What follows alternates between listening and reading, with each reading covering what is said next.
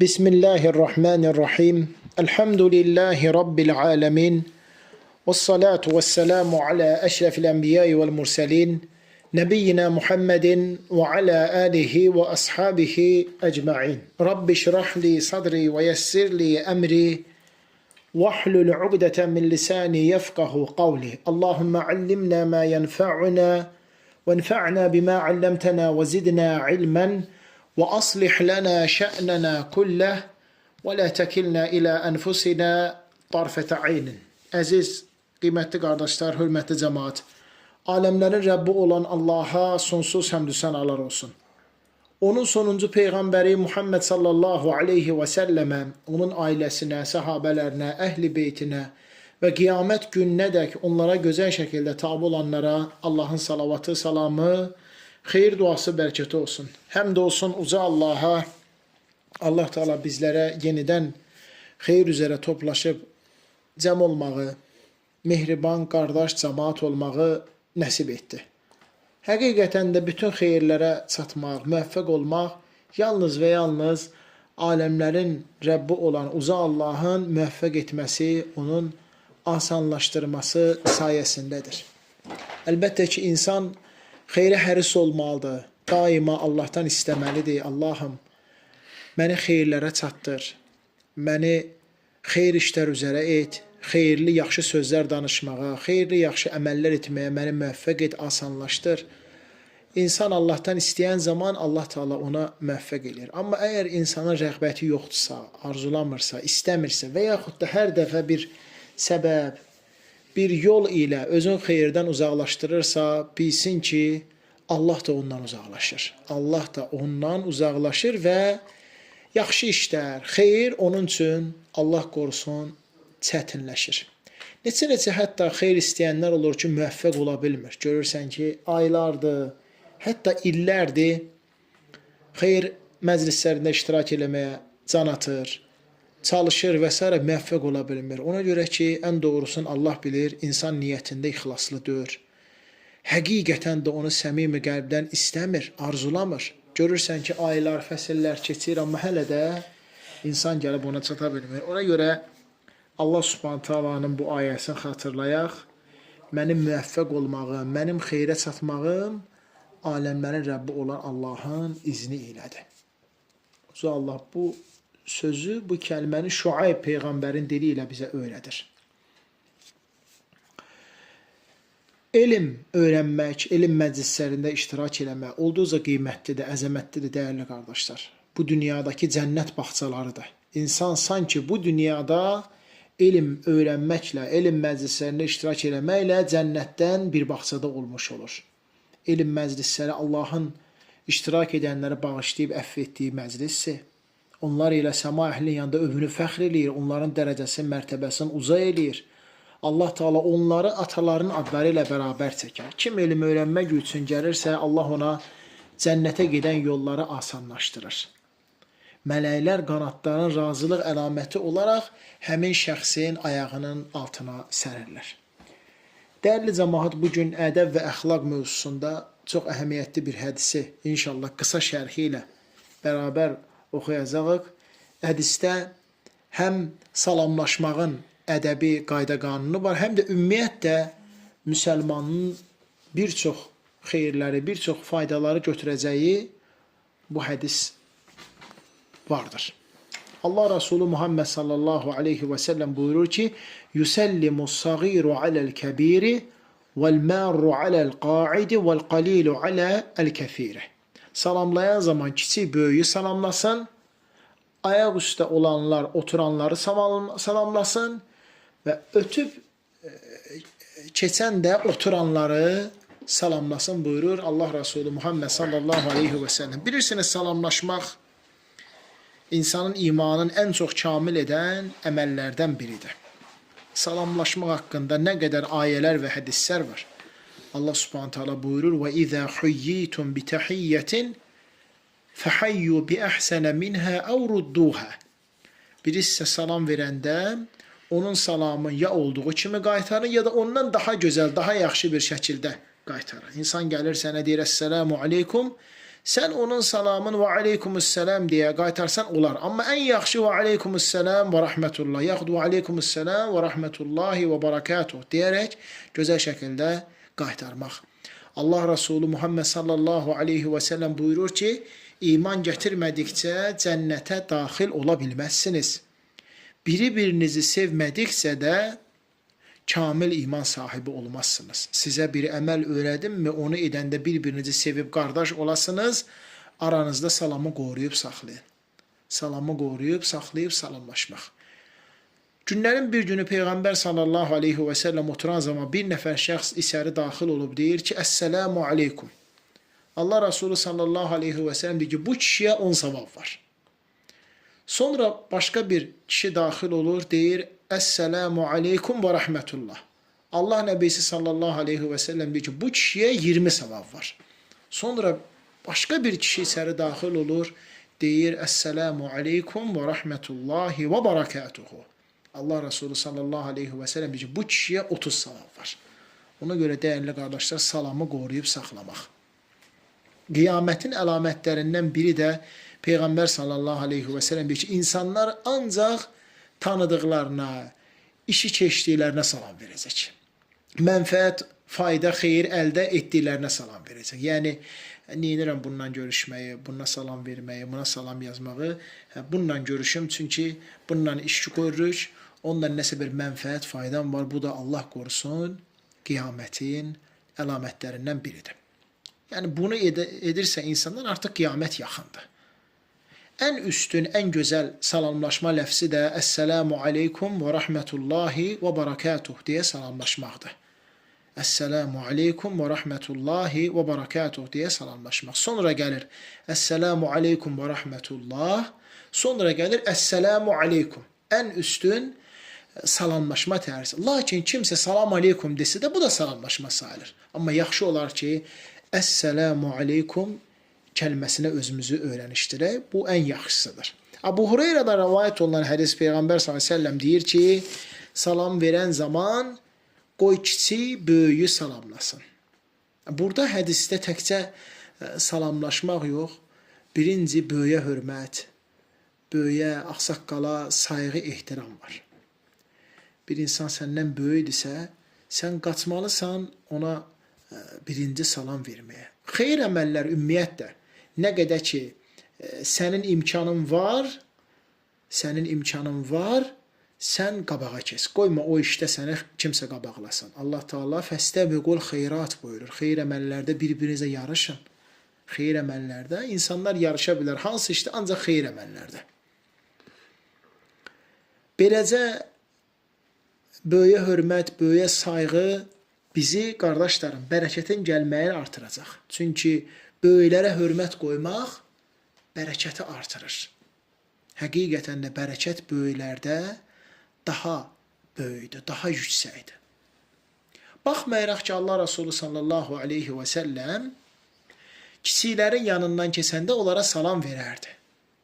Bu, onun təvazökarlığı idi, həmçinin onları öyrətməsi idi, salama vərdiş etdirməsi idi. Lakin ən gözəli, ən yaxşısı, görürük ki, məsələn, insandır, böyükdür, ağsaqqaldır, qaçıb ondan birinci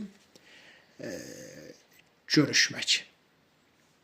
Hansı halda, hansı məkanda olursa olsun. İkinci, Peyğəmbər s.ə.v buyurur ki, az olanlar çox olanlara salam versin. Az, məsələn, biz burada 2 nəfərik, onlar orada 10 nəfərdir. Gözləməyək ki, onlar gəlsin, bizə salam versin. İmkan var, sən və siz 2 nəfər gedib onlara salam verəsiniz. Beləcə məhəbbət, sevgi artacaq, hörmət olacaq, qardaşlıq güclü olacaq və Allah qorusun, şeytan oradan qaçıb çıxıb, gedib fitnə sala bilməyəcək. Sonra ayaq üstə olanlar oturanları salamlasın. Ayaq üstə olanlar oturanları salam. Məsələn, sən ötüb keçirsənsə, yaxşı olar ki, sən salam verəsən. Sən ötüb keçirsənsə, yaxşı olar ki, sən salam verəsən. Müşahidə olunan hallardan biri də salamla əlaqəli. Məsələn, biz mini ilə insanların yanından keçirik. Peyğəmbər s.ə.v burada 3 xüsusiyyət dedi. Dedi ki, salamlayanda qoy kiçik böyüyü salamlasın, az çoxu salamlasın, ayaq üstə olanlar da oturanları salamlasın. Lakin başqa hədisdə isə gəlir ki, 4-cü, minidə olanlar piyadanı salamlasın.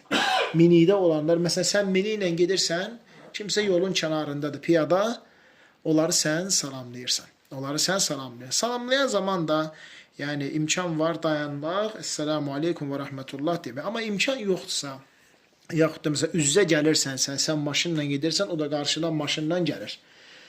Siqnala basıb salamı da demək.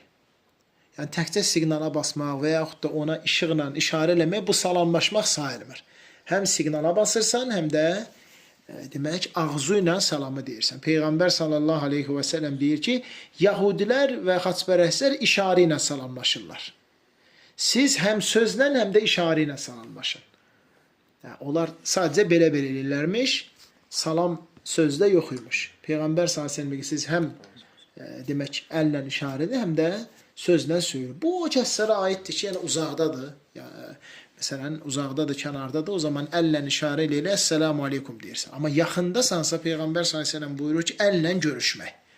Əllə, sağ əllə, demək, hər iki şəxsə sağ əllə görüşməsi günahlar ağacın yarpaqlarının töküldüyü kimi tökülür. Ağacın yarpaqlarının töküldüyü kimi insanlar salamlaşan zaman, demək, ayrılana qədər onların günahları tökülür. Uzun müddət bir-biri görməyən zaman isə qucaqlaşmaq gərək. Uzun müddət bir-birini görməyəndə, yaxud da səfərdən qaydanda yaxşıdır ki, qucaqlaşasan. Amma həmişə, hər gün qucaqlaşmaq bu da nədir? Sünnəyə və şəriətə uyğun müvafiq deyil. Amma əllə görüşmək, sözlə görüşmək bu hər gün var.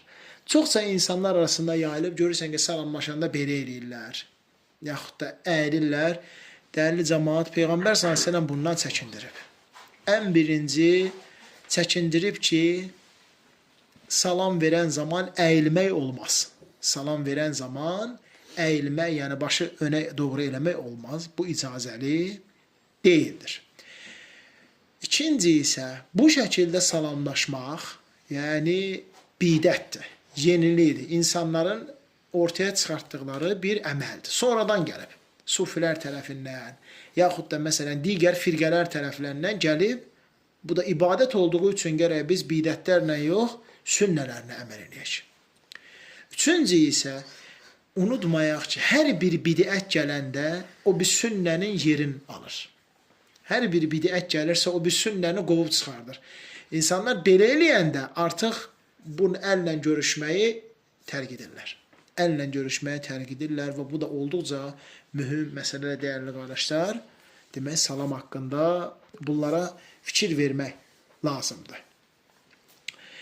Sonra məsələn, insanlar salamlaşanda bir-birinə salam deyirlər və yaxud da salam aleykum əvəzinə salam bəleykum və s. deyirlər. Düzdür, indi bizdə dəvət məsələn təzə başlayıb, insanlar yavaş-yavaş dinə gəlir. Lakin hətta bizə elə salam verənlərin belə biz salamın alaq. Məsələn, kimsə gəlir deyirsə ki, salam, deyir, aleykum salam. Yaxud da salam bəleykum deyir, yaşlılar xüsusən var, aleykum salam. Lakin sonra ona imkan varsa öyrətmək. İmkan varsa ona öyrədib başa salmaq. İnsanlarla salamlaşmaq, mağazaya girdi, bazara girdi və yaxud da harası getdi, girən kimi elə birinci Esselamu aleykum demək. Çünki Peyğəmbər s.ə.v deyir ki, aranızda salamı yayın. Aranızda salamı yayın. Cənnətdə otaqlar var, bu hədisə fikir verək. İçərisindən çölü, çöldən isə içərisi görsənir. Xüsusi otaqlardır. Səhabələr deyir, ya Rasulallah, bu otaqlar kimlər üçündür? Peyğəmbər s.ə.v deyir ki, yemək yedirdən, cəmaat yatanda qalxıb namaz qılan, bir də salamı qoruyub saxlayan insanlar. Salamlaşırsan, girirsən. Hətta kitab əhlinin dükkanlarına, mağazalarına və yaxud da onlar ilə qarşılaşanda. Düzdür, biz onlara Esselamu aleykum deməsək də, aydındır. Lakin onlar ilə qarşılaşanda, onların yanına daxil olanda, ədəblə, əxlaqla deyirik, Esselamu aleynə və alə ibadillahi salihin. Allahın salamı bizim və salih bəndələrin üzərinə olsun. Bu şəkildə demək, salamı qoruyub saxlamaq. O ki qaldı, evə daxil olanda, məsələn, evdə heç kim yoxdursa, aydındır. Yenə də bu duanı edirik. Esselamu aleynə və alə ibadillahi salihin deyib daxil. Yaxud da, məsələn, səhər işə gedəndə, mağazamızı açanda, yaxud da, məsələn, heç kim olmayan yerə gedəndə bu duanı eləyirik. Peyğəmbər s.ə.v deyir ki, sizdən biri evə girəndə salam versə, evə girəndə deyir, Əssəlamu aleykum.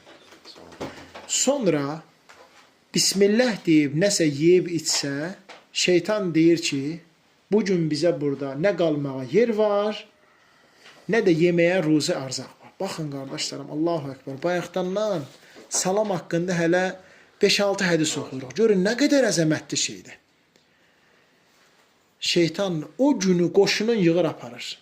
Evə girəndə Əssəlamu aleykum deyirsən, sonra Bismillah deyib ağzına nəsə atıb, su içirsən, yemək yersən, şeytan qoşunun, öz tərəfdarlarını toplayıb gedir ki, bugün nə bizə burada qalmağa, nə bizə burada qalmağa yer var, nə də ki bizə yeyib içməyə ruzu var. Ona görə həmişə salamı qoruyub saxlamaq, qardaşlar. Həmişə salamı qoruyub saxlamaq. Salamlaşmaq olmaz, bunu da qeyd eləyək, bidət və zəlalət əhli ilə. Bunu da mütləq qeyd eləmək lazımdır ki, bidət əhli ilə, xavariclərdir, təkfirçilərdir, hizbiçilərdir, bunların dəvətçiləridir, bunların başda gedənləridir, onlarla salamlaşmaq olmaz. Hətta salam versələr belə salamlarını almırıq. Salam versələr belə, onlar ilə salamlaşmaq icazəli, doğru, düzgün deyil. Amma qeyri bütün insanlar ilə salamlaşmaq, hətta məsələn imanda zəif olsa belə, hətta cahil olsalar belə, demək, salamı qoruyub saxlamaq. Allah subhanahu teala bizi daima salamı qoruyub saxlayan qullarından etsin. Hansı ki, qiyamətə doğru salamlaşmaq tərgiz olunacaq, insanlar buna sələnkar yaraşacaq.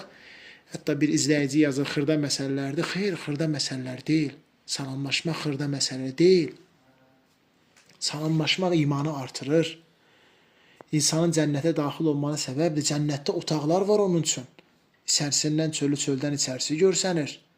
İnsana savablar, həsənətlər yazır. Həmçinin şeytanı səndən qovub uzaqlaşdırır. Qiyamətə yaxın bunu qoruyan daha çox savab qazanacaq və bunu demək tərk eləyən isə artıq özün böyük bir xeyirdən uzaqlaşdırmış olar. Allah subhanahu teala bizləri eşidib başa düşüb faydalanan, ən gözəlinə tabi olan qullarından etsin. Və sallallahu ala nəbiyyina Muhammed və ala alihi və sahbihi və səlləmə təslimən kəthira ilə yevmiddin.